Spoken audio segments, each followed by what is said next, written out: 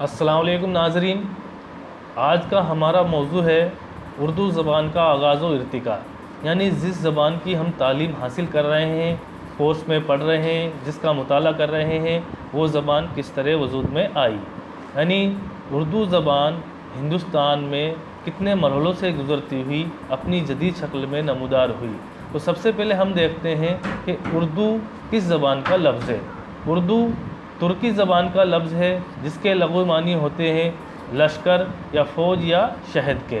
हिंदुस्तान में राइज मुख्तलिफ़ ज़बानें अपनी अलग अलग स्क्रिप्ट यानी लिपि में लिखी जा रही है। उसी तरह उर्दू ज़बान किस लिपि में, किस स्क्रिप्ट या किस ख़त में लिखी जाती है हम देखते हैं। जिस तरह हिंदी देवनागरी लिपि में लिखी जाती है, उसी तरह उर्दू ज़बान सामी अरबी के ख़त नस्तालीक में लिखी जाती है। यानी उर्दू का जो लिपि है, स्क्रिप्ट है, वो ख़त नस्तालीक है। अब हम देखते हैं कि उर्दू ज़बान हिंदुस्तान में किस तरह पैदा हुई और कितने मरहलों से गुज़रती हुई ये ज़बान अपनी जदीद शक्ल में नमूदार हुई। उसके लिए हमें उर्दू ज़बान की तारीख़ को देखने के लिए हिंदुस्तान की 1000 साला तारीख़ का मुताला करना पड़ेगा। और जिस तरह मुख्तलिफ़ ज़बानों को समाजी ज़रूरत ने जन्म दिया, उसी तरह उर्दू ज़बान को भी समाजी ज़रूरत ने जन्म दिया। तो हम देखते हैं कि शुमाली हिंदुस्तान में आर्यों की आमद 1500 कब्ल मसीह में हुई और उसी वक्त हिंदुस्तान में पहले से कौम आबाद थी जिसका नाम था द्राविड़।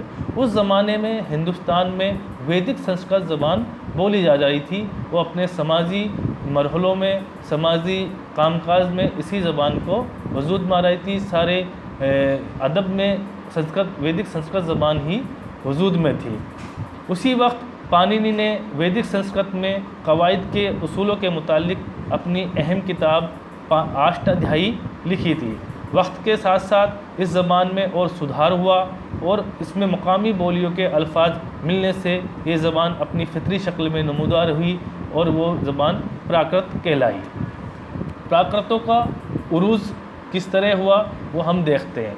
जब हमने देखा कि आर्यों की आमद के वक्त जो तारीख़ थी वो 1500 कब्ल मसीह, प्राकृतों का उरूज 600 कब्ल मसीह में हुआ।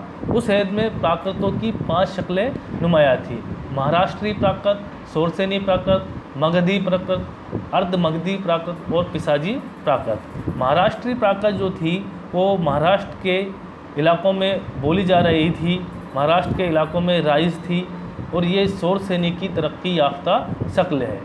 अब हम देखते हैं सोरसेनी प्राकृत। इस प्राकृत पर संस्कृत ज़बान का बहुत ही गहरा असर है और ये ज़बान हिंदुस्तान के वस्ता इलाके यानी मथुरा के आसपास के इलाके में बोली जा रही थी।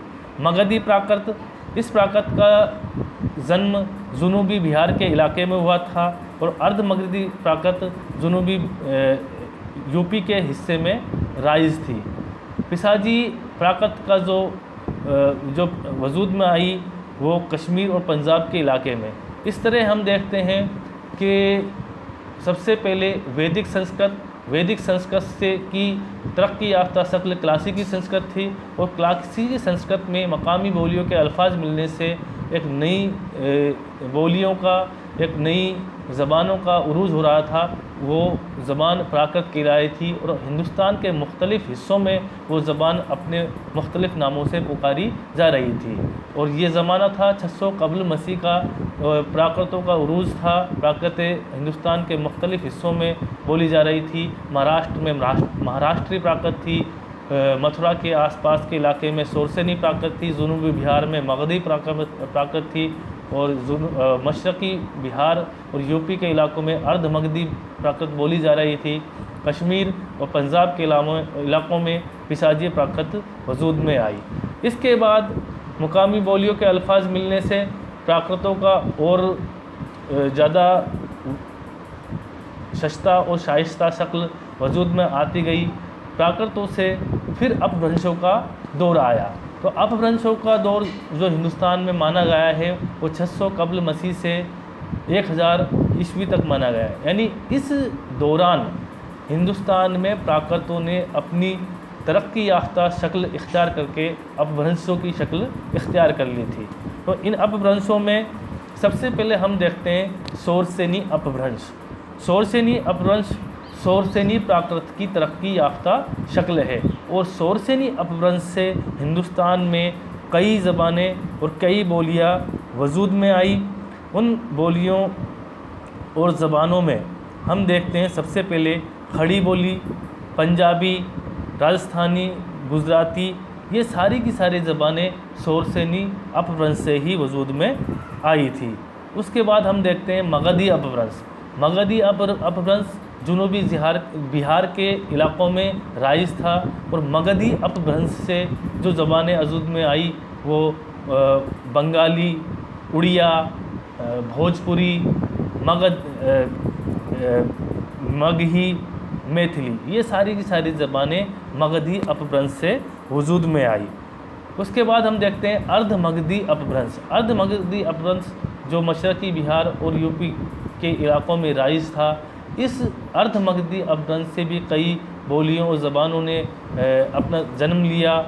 उन अर्ध मगधी अपभ्रंश में जो ज़बानें वजूद में आई उनमें ख़ास तौर से अवधी और छत्तीसगढ़ी बोलियां मानी जाती है।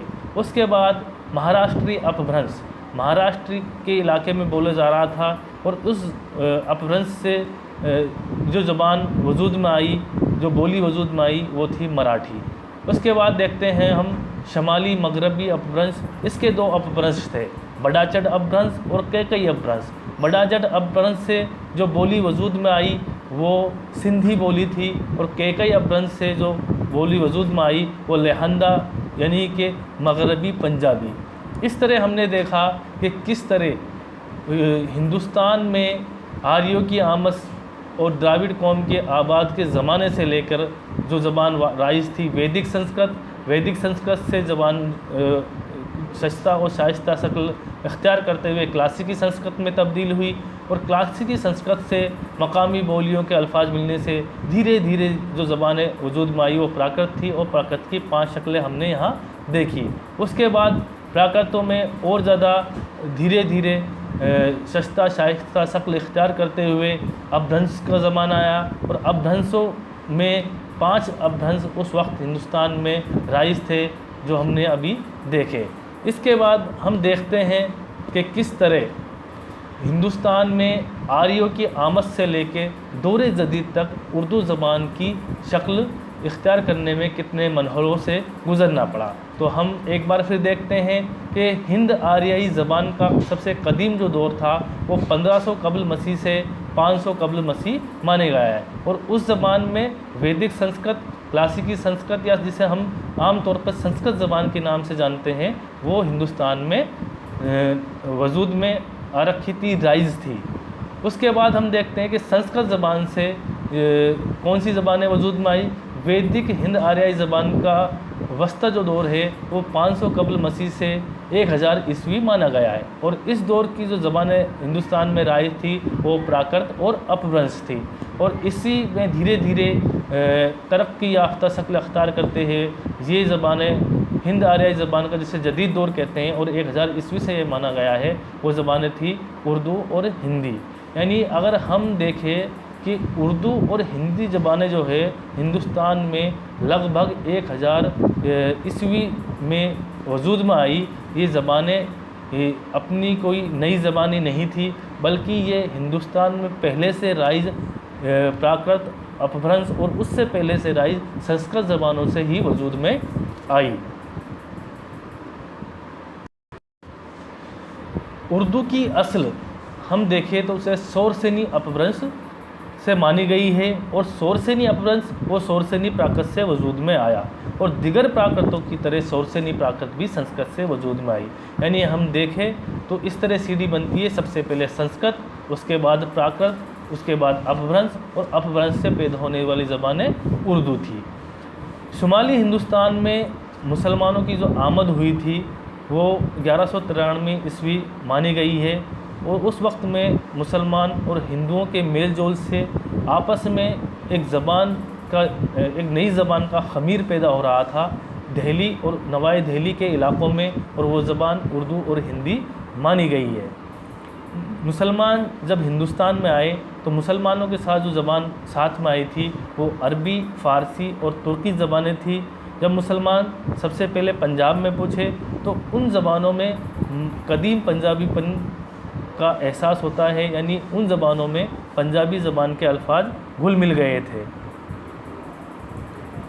इसी तरह पंजाबी ज़बान के अल्फाज मिलने से उर्दू, अरबी, फ़ारसी और तुर्की ज़बान के अल्फाज मिलने से धीरे धीरे 1000 ईस्वी के आसपास दिल्ली और नवाए दिल्ली के इलाक़ों में एक नई ज़बान पैदा हो रही थी, वो थी खड़ी बोली। खड़ी बोली सोरसेनी अपभ्रंश से ही पैदा हुई थी और उसी खड़ी बोली जो दिल्ली और नवाए दिल्ली और मशरक़ी यूपी के इलाक़ों में आबाद थी, उसी खड़ी बोली से उर्दू ज़बान की पैदाइश मुहक्किकीन अदीबों ने मानी है। सबसे पहले प्रोफेसर मसूद हुसैन खान ने उर्दू ज़बान की पैदाइश की असल खड़ी बोली को ही करार दिया था। यानी हम वापस एक बार फिर उर्दू ज़बान की पैदाइश का सीडी देखते हैं तो सबसे पहले हम देखते हैं कि हिंदुस्तान में संस्कृत ज़बान, संस्कृत से वैदिक संस्कृत, क्लासिकी संस्कृत, उसके बाद जो दौर आता है वो प्राकृतों का दौर था, प्राकृतों के बाद जो दौर आता है वो अपभ्रंशों का दौर था, और अपभ्रंशों के बाद जो है जो नई नई अपभ्रंशों से जो बोलियां पैदा हुई उनमें एक बोली थी खड़ी बोली, और इसी खड़ी बोली से उर्दू और हिंदी ज़बानें वजूद में आई। तो इस तरह हमने देखा कि हिंदुस्तान में उर्दू ज़बान की पैदाइश किस तरह हुई, कितने मरहलों से गुज़रती हुई ये ज़बान अपने लगभग 2500 साल का सफ़र करते हुए अपनी जदीद शक्ल में नमूदार हुई। यानी हिंदुस्तान में उर्दू कोई नई ज़बान नहीं है, ये बाहर से लाई गई ज़बान नहीं है, ये कोई बैरूनी ज़बान नहीं है, बल्कि हिंदुस्तान की मिट्टी में ही पैदा हुई अपनी ख़ुद की एक ज़बान है। उर्दू ज़बान की असल खड़ी बोली है। खड़ी बोली सोरसेनी अपभ्रंश से निकली, सोरसेनी अपभ्रंश प्राकृत से पैदा हुआ और प्राकृत जो है वो संस्कृत ज़बान से निकली है।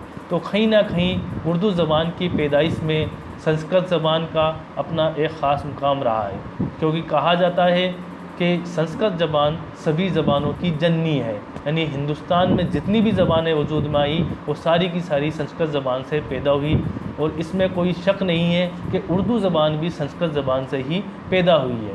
हो सकता है कि बैरूनी हुकूमत, बैरूनी बादशाहों के हिंदुस्तान में आने से इसका ख़त नस्तालिक या असामी अरबी हो गया है, लेकिन इसके अल्फाज और इसकी जो वजूद है, इसकी जो जन्म स्थली है वो हिंदुस्तान ही है, और ये कोई नई ज़बान नहीं है, हिंदुस्तान में ही पैदा हुई ज़बान है।